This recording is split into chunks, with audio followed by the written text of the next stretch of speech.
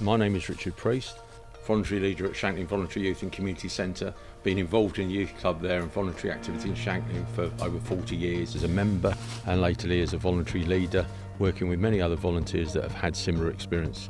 As someone that was born and bred on the island, I've been involved in a range of activities, as I said, since the 1960s. I'm a pre-decimal baby, but the community of Shanklin and the Isle of Wight have supported and nurtured individuals and volunteers throughout that time. The Youth Club shares the mission with most of these sporting groups that we want to see young people achieve their potential. If we can do our bit to help future generations, that's what it's about. I think we're all the same. I think we're about enabling a quality and safe environment that welcomes people to volunteer, supporting volunteers coming into the activity by giving up time, a bit of mentoring, a bit of support, recognising their contribution, having fun events like this so that people can enjoy taking part in sport.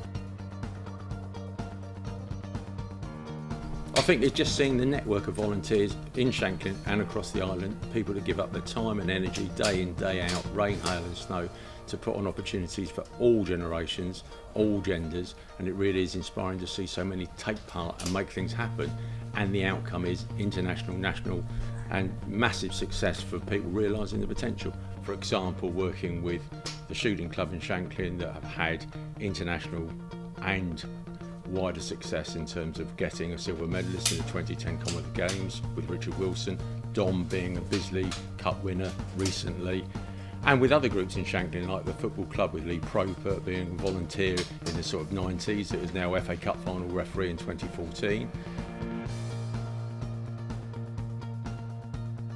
I think it's making sure volunteers are supported, so you recognise what they do, you're available at the end of the phone if they have issues, not just within the activity you do, but other sort of social activities, and then putting on events that are fun.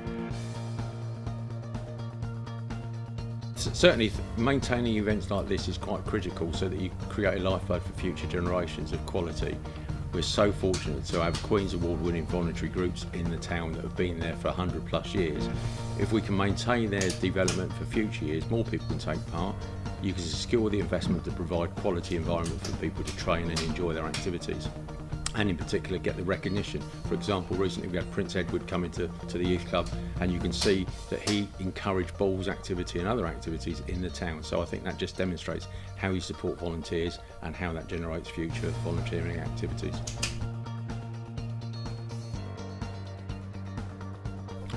So your local group, whatever your activity, if it's shooting, if it's archery, if it's bowling, if it's rowing, if it's sailing, if it's cricket, if it's football, it's rugby, it's golf, contact your local group or organisation.